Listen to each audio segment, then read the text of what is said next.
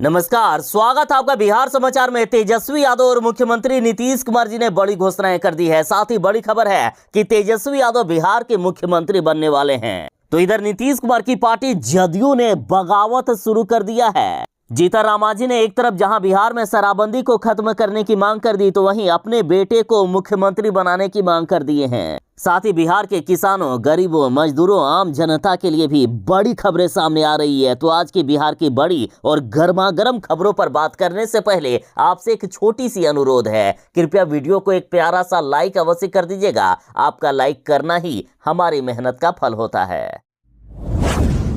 मुख्यमंत्री नीतीश कुमार जी ने लालू यादव से डील की है कि उन्हें तेजस्वी यादव को मुख्यमंत्री बनाना पड़ेगा और अब समय आ गया है, जल्द ही नीतीश कुमार जी तेजस्वी यादव को मुख्यमंत्री बना देंगे। और अब जदयू पार्टी में नीतीश कुमार जी के फैसले के खिलाफ विरोध होने लगा है। लगातार नीतीश कुमार जी के फैसले का बगावत शुरू हो गया है। और बड़ी खबर है कि जदयू नेता उपेंद्र कुशवाहा ने कहा कि लालू यादव की तरह बिहार को तबाह कर देंगे तेजस्वी यादव। लालू राज की याद से ही कांप जा रहे हैं लव कुश और अति पिछड़े समाज के लोग।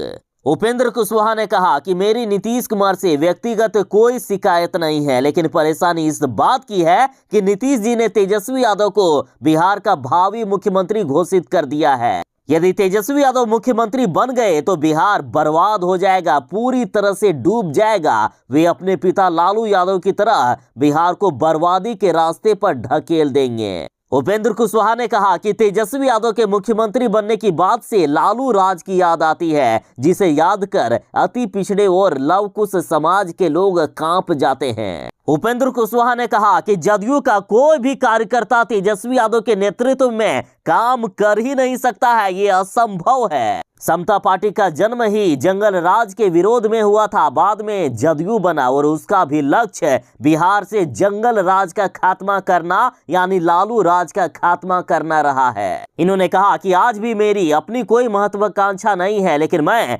बिहार के गरीबों, पिछड़ों के भविष्य को बर्बाद होते देख चुप नहीं बैठ सकता। बेचारे मुख्यमंत्री नीतीश कुमार जी के लिए ये कहावत बिल्कुल ही ठीक बैठ रही है कि हमें तो अपनों ने लूटा, गैरों में कहां दम था। नीतीश कुमार जी के लिए हालात ऐसी हो गई है कि अब विपक्ष की जरूरत ही नहीं है, खुद राजद नेता ही नीतीश कुमार पर लगातार हमला बोल रहे हैं। और अब देखिए, राजद नेता सुधाकर सिंह ने मुख्यमंत्री नीतीश कुमार जी पर हमला बोलते हुए कहा कि बिहार में गुंडों की सरकार चलाते हैं सीएम नीतीश कुमार जी। मुख्यमंत्री नीतीश कुमार जी को बैन कर देना चाहिए। नीतीश कुमार जी का सिर्फ मुख्यमंत्री पद ही नहीं छीन लेना चाहिए, बल्कि उन्हें राजनीति से ही बैन कर देना चाहिए।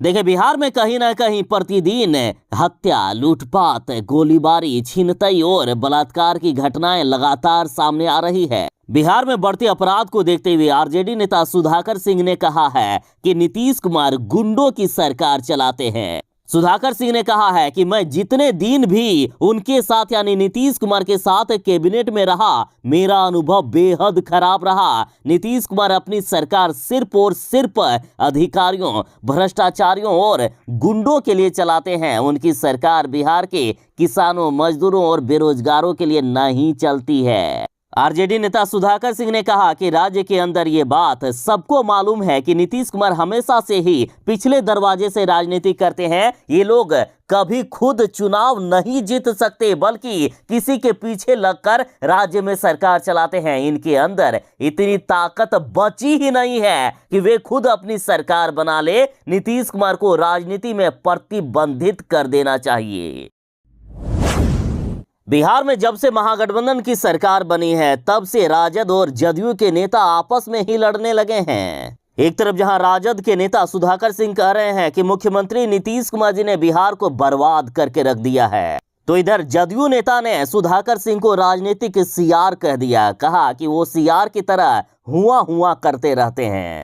जदयू के प्रदेश महासचिव अरविंद सिंह उर्फ छोटू सिंह ने कहा है कि सुधाकर सिंह को सीएम नीतीश पर हमला करने से पहले अपनी औकात देख लेनी चाहिए। जदयू नेता ने कहा है कि मुख्यमंत्री नीतीश कुमार जी का जितना राजनीतिक अनुभव है, उसका पसंगा भी सुधाकर सिंह की हैसियत नहीं है। सुधाकर सिंह दल बदलू चरित्र का नेता है, जिसका कोई चरित्र नहीं है। इसके कैरेक्टर का पता इसी से लगाया जा सकता है कि इतनी कम उम्र में वे कई पार्टियों से बाहर भीतर हो चुके हैं। बीजेपी और संघ के राजनीतिक पाठशाला में सियासत का ABCD सीखने वाले सुधाकर सिंह का CM नीतीश पर अंगुली उठाना आसमान में थूक फेंकने के समान है। भला जो भ्रष्टाचार के मामले में जेल जा चुका है, उसके पास जमीर नाम की कोई चीज हो भी सकती है क्या? बिहार के सियासत का रंगा सियार सुधाकर सिंह हुआ करते रहते हैं। पटना हाईकोर्ट में असिस्टेंट के 550 पदों पर बम्पर भर्ती निकली है। जिन्होंने अभी तक आवेदन नहीं किया है, यदि आप इच्छुक हैं तो आवेदन कर दें, क्योंकि समय बहुत कम है। देखिए, पटना हाईकोर्ट द्वारा बड़ी वैकेंसी निकाली गई है। कोर्ट ने असिस्टेंट ग्रुप B के 550 रिक्त पदों के लिए भर्ती प्रक्रिया निकाल दी है और इसके लिए आवेदन प्रक्रिया 6 फरवरी 2023 से ही शुरू है और अप्लाई करने की अंतिम तिथि 7 मार्च 2023 तक रखा गया है। इच्छुक उम्मीदवार यदि आवेदन करना चाहते हैं तो आप पटना हाईकोर्ट की ऑफिशियल वेबसाइट patnahighcourt.gov.in पर जाकर आवेदन कर सकते हैं। और यदि क्वालिफिकेशन की बात करें तो यदि आपने ग्रेजुएशन किया है, चाहे किसी भी स्ट्रीम में आपने यदि ग्रेजुएशन कर लिया है, तो आप इसके लिए आवेदन कर सकते हैं। इसके साथ ही कंप्यूटर एप्लीकेशन में डिप्लोमा भी होना अनिवार्य है। यानी यदि कंप्यूटर में आपने DCA किया है और ग्रेजुएशन कंप्लीट कर लिया है तो आप अप्लाई कर सकते हैं। एज लिमिट की बात करें तो 18 साल से लेकर 37 साल एज लिमिट रखा गया है और अलग अलग कैटेगरी वालों को एज लिमिट में भी छूट मिलने वाला है। वेतन की बात करें तो चयनित अभ्यर्थियों को पे लेवल 7 के तहत 44,900 रुपये से लेकर 1,42,400 रुपये तक प्रतिमाह सैलरी दी जाएगी। मुख्यमंत्री नीतीश कुमार जी की समाधान यात्रा समाप्त तो हो चुकी है, लेकिन इधर जीतन राम मांझी अभी गरीब संपर्क यात्रा पर हैं और इस दौरान जीतन राम मांझी ने अपनी ही सरकार के खिलाफ मोर्चा खोल दिया। जीतन राम मांझी ने कहा है, हमारी सरकार गरीबों पर ध्यान नहीं दे रही है। साथ ही जीतन राम मांझी ने कहा कि बाबा साहेब डॉक्टर भीमराव अंबेडकर के नाम पर हो संसद भवन का नाम। जीतन राम मांझी ने जनसभा को संबोधित करते हुए कहा है कि बिहार में विकास तो हुआ है, लेकिन गरीब आज भी गरीब है। वह आज भी अपनी समस्याओं से जूझ रहे हैं, उन्हें मदद करने वाला कोई नहीं है। साथ ही जीतन राम मांझी ने कहा है कि जब मैं मुख्यमंत्री था तो किसानों को मुफ्त बिजली, बच्चों को पहला से लेकर ग्रेजुएट तक फ्री में शिक्षा जैसी बहुत सारी योजनाओं का हमने शुरुआत किए थे, जो सभी गरीबों को आगे बढ़ाने को ध्यान में रखकर निर्णय लिया गया था, जिसे आज बंद कर दिया गया है। जीतन राम मांझी ने साफ शब्दों में कहा है कि आज नीतीश कुमार के राज में गरीबों का विकास नहीं हो रहा है।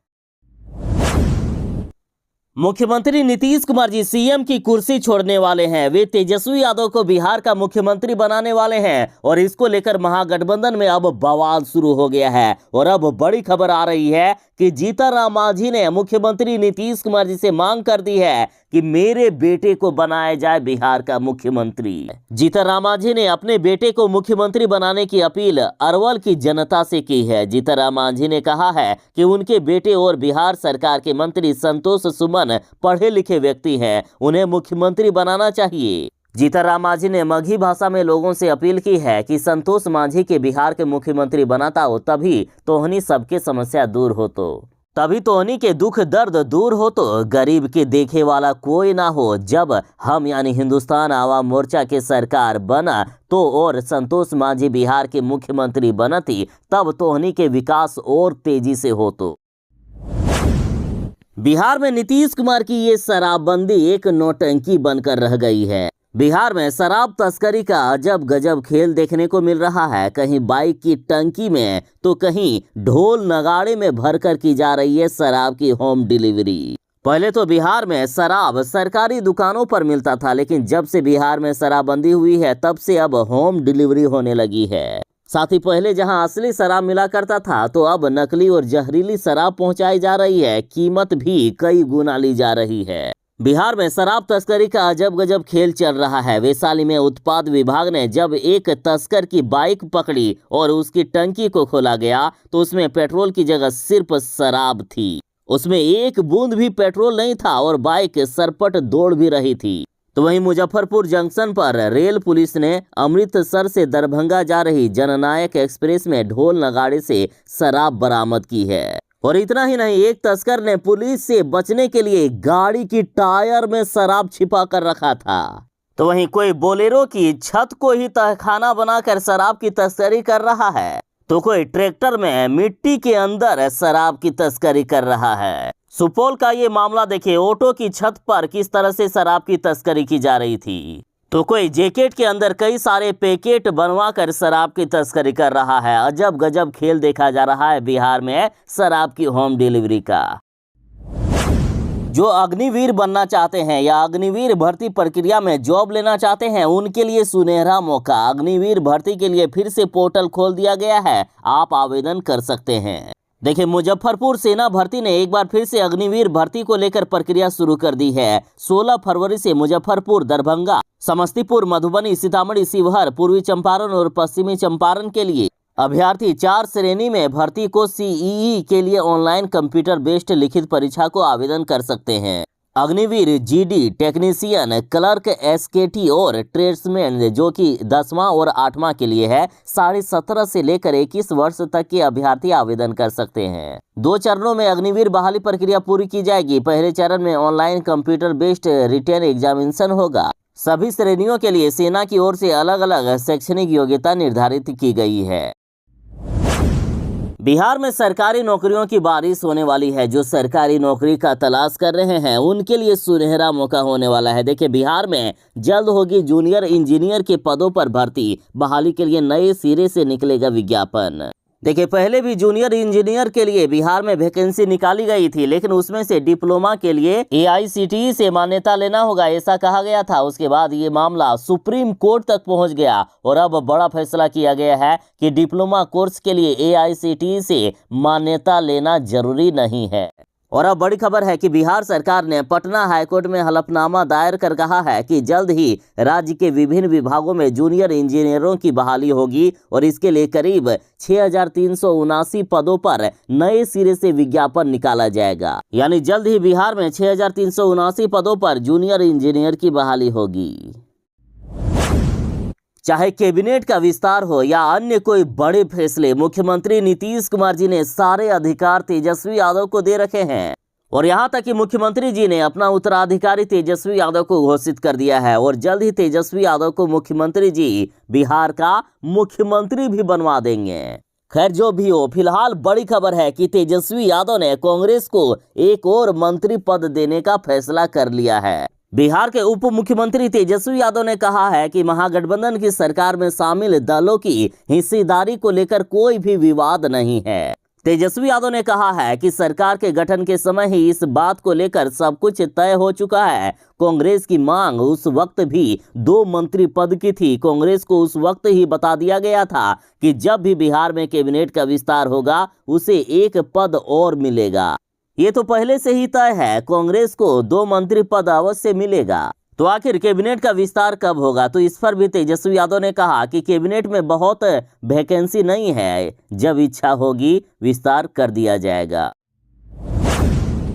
बिहार के 2,64,000 शिक्षकों के लिए बड़ी खुशखबरी है। 1 महीने के लंबित वेतन के लिए 11 अरब की राशि जारी कर दी गई। बिहार के शिक्षकों को उनका बकाया वेतन मिलेगा। बिहार में समग्र शिक्षा अभियान के तहत पढ़ा रहे 2,64,000 शिक्षकों और प्रधानाध्यापकों की लंबित 1 माह की सैलरी के भुगतान के लिए शिक्षा विभाग ने 11 अरब 51 करोड़ की राशि जारी कर दी है, जबकि वित्तीय वर्ष के लिए कुल 1 खरब 39 अरब रुपए मंजूर कर दिए गए हैं। शिक्षा विभाग ने इस संदर्भ में महालेखाकार कार्यालय को इसकी औपचारिक सहमति दे दी है। वित्त विभाग के एक विशेष पत्र के आलोक में ये राशि शिक्षकों के खाते में डाली जाएगी। तो जल्द ही बिहार के शिक्षकों को बकाया वेतन मिलने वाला है।